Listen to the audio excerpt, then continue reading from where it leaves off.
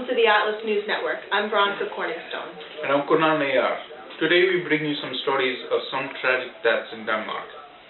As you may recall, King Hamlet of Denmark was murdered a couple of months ago.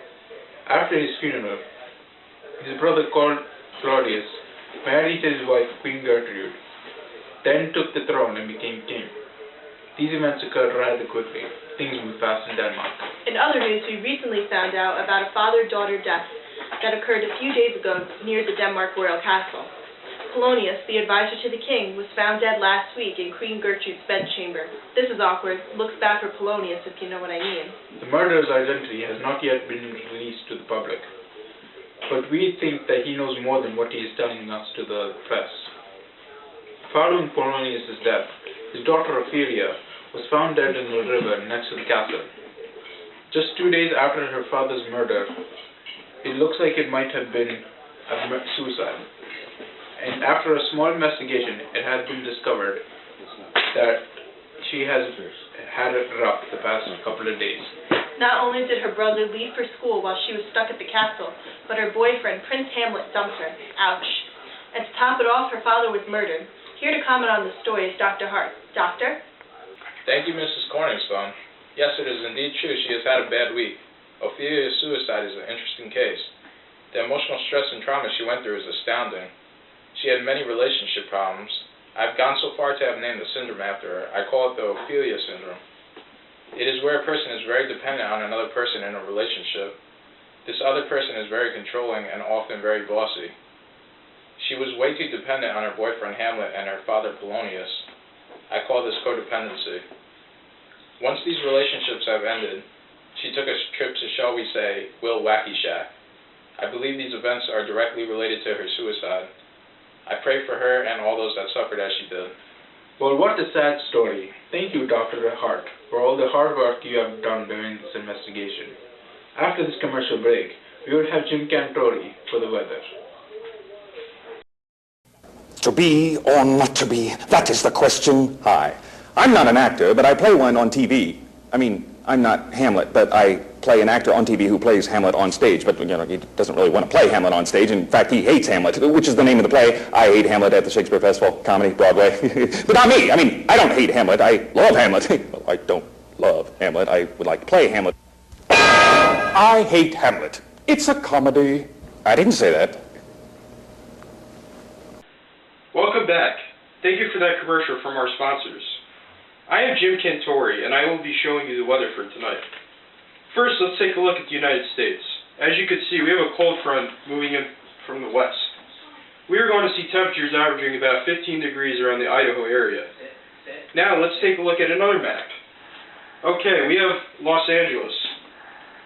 Going to have some high pressure, a lot of warm air, and we are going to see that move towards the Florida area, going to just, move in there from that front and heat up. Then we have some low pressures moving in from Canada. It is going to come down kind of cold, down in the Nebraska area. You guys are going to want to pull out those scarf skin. Hold on 1 second. We have some breaking news from the royal family. It sounds like something very big is happening in Denmark.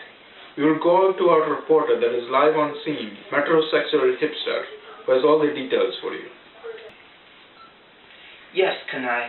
Metrosexual hipster here, and there are very big things that just happened here tonight.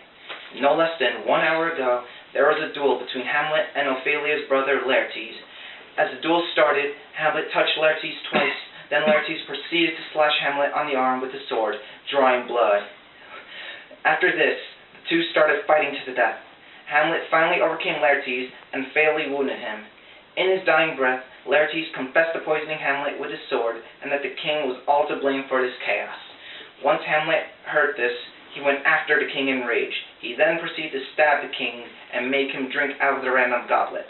While Hamlet was killing the king, Queen Gertrude suddenly dropped dead. We don't know what happened to her. After this huge scene of death, Hamlet fell dead from Laertes' poisoned sword. Since the royal family is now completely dead, an interloper from Norway, Princess Chu, claimed the throne. One of the only witnesses to this whole story was a man by the name of Horatio. but he is too historical to tell us any of the details that led up to all these murders, and frankly, I'm not surprised that he isn't dead like the rest of his friends. This whole evening has been one giant mess. We hope everything will clear up over here in Denmark. In the coming weeks, we'll see what happens next. Back to you, Kunai and Veronica. Whoa, that was a crazy couple of hours. The poor Hamlet family will be sorely missed. The good news is, governing is now over. As we conclude tonight's edition of our broadcast of Atlas News Network, we would ask the viewers watching this program to help us find out what happened to two men. They were found tied together in a ditch. They were both wearing name tags whose names were Rosenkrantz and Gilderstein. If anybody has any information about these deaths of these two random citizens, we would ask you to call us at 1-800-ANN-TIPS or email us at murdermeindenmark.com or find us at Facebook or Twitter. So tune in to our tomorrow's edition on how cocaine can improve your performance in the workplace. Until next time, all of us here at Atlas News Network wish you good night.